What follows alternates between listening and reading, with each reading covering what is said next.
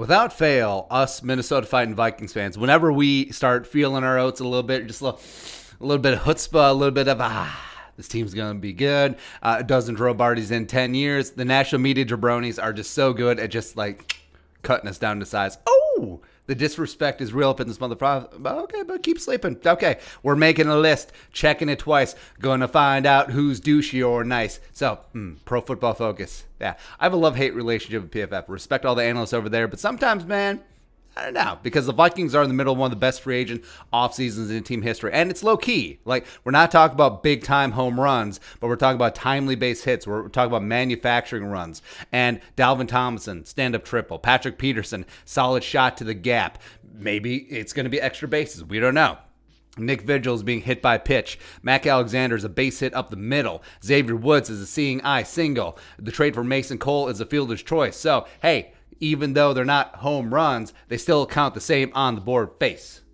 But of course, PFF just has to poo-poo all over us. So all the national media jabroni outlets have been calling the Vikings offseason free agency average or slightly below average or B or C, whatever, even though C's get degrees, baby. Woo!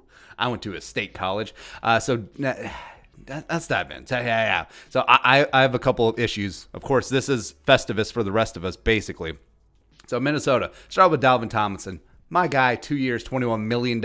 It's a deal at twice the price. Well, not twice. You know what I mean. Tomlinson has Tomlinson profile is one of the better interior defenders available on the market this offseason. He came in as the highest ranked player at the position. PFF for followed Giants' decision to franchise tag his teammate Leonard Williams. Tomlinson is coming off a career high 74.6 pass rushing grade in 2020, but he has really shined as a run stuffer in the middle of the New York Giants. Blah, blah, blah, blah, blah, blah. Minnesota will now have two big run first defensive linemen in 2020 free agent signing. Opt out Michael Pierce to return to the defense.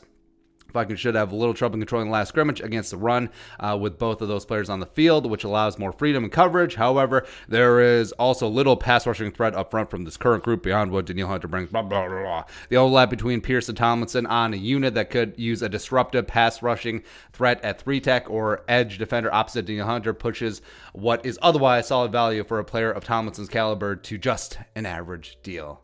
So, their main argument is, hey, Dalvin Tomlinson's really good against the run. And of course, PFF, we poo-poo the run. So anyone who ipso facto stops the run is degraded in value. As Micah Pearson and Dalvin Tomlinson overlap in skill set. Who cares?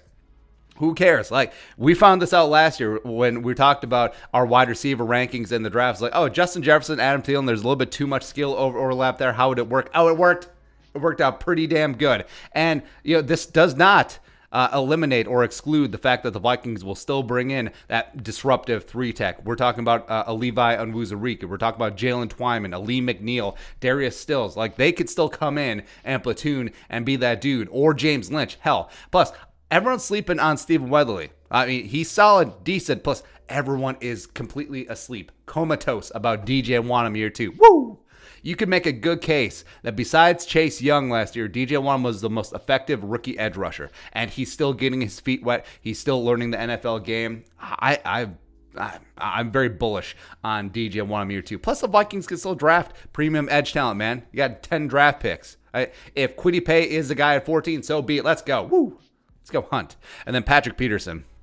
Of course. Oh, yeah, and talk about stopping the run. That was the major downfall of the Vikings defense last year, is that, it wasn't all about, hey, we couldn't get a pass rush. It was all about, hey, the other teams are picking up first downs, or it's 3rd and 2 as opposed to 3rd and 9. And those success rates are just infinitely easier for the offense as opposed to being stuck behind the 8 ball. So the Vikings unable to stop the run on first down, on second down, etc. Just imposing of the will, chewing up the clock, wearing down of the defense. Like, that's where it all started last year. After Michael Pierce opted out, the Vikings didn't do anything to effectively replace him. They're like, Shamar Stephen's good.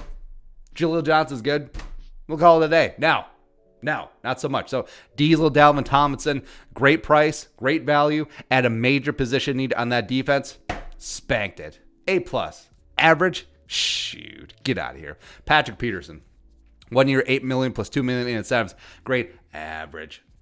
Peterson grew into one of the game's top cornerbacks since entering the league as a 5th overall selection, 2011, blah, blah, blah. They made a lot about his PED suspension, but we'll get into that in a separate video.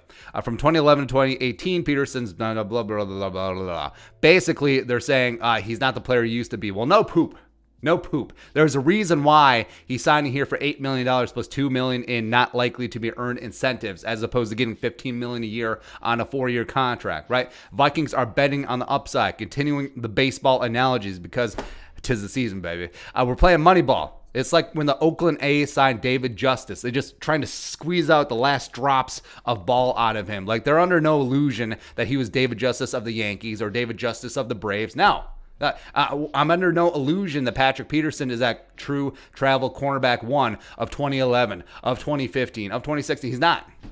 He is not. There's a reason why he's on a relatively cheap deal and was available at that stage of free agency. And there's a reason why his agent had to actually call the Vikings. But he's a hell of a pickup. He is. And Peterson joins a young quarterback room. Still talking about Mike Hughes. But no, Cameron Tiny Dantzler, Jeff Gladney, you got Mac Alexander back, and you got Patrick Peterson. As long as Zimmer checks his ego and doesn't just be like, I have to leave him on an island. I have to let him cover half of the field all by himself with no safety help and no bracket help. No, that was the downfall of him in Arizona last year. That's why he racked up 12 penalties, because Arizona just...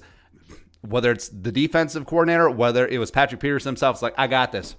You don't got this. No, everyone has to check their egos and be like, this is what you can still do. This is what you cannot do. We need to focus on this. And if we think that you're Patrick Peterson of 10 years ago, we're going to be disappointed. We will be. So average, shoot. And of course, this doesn't even factor in Vigil, who I think is going to be a borderline starter. I think he could be that third linebacker with Troy Dye. Plus, Mac Alexander is back. He's going to provide some depth plus knowledge of the scheme at cornerback.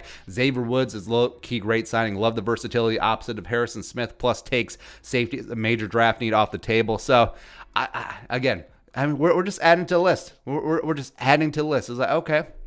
Sure, Vikings fans, you should feel good about this low-key, phenomenal free agent class, and then you're going to spank it in the draft. We're going to absolutely hit a bunch of nail drivers. 10 future Hall of Famers, woo!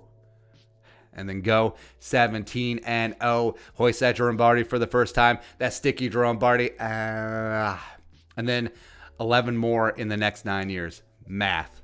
Let's go. But PFF, sure. Okay. All right. Yeah, we'll remember this. Don't worry about it. Your thoughts. PFF throwing the Vikings free agent class under the bus. Let us know in the comments section below. Subscribe for daily Vikings takes. Want to support that work post. I'm in the Venmo. But until next time, Skull, production value.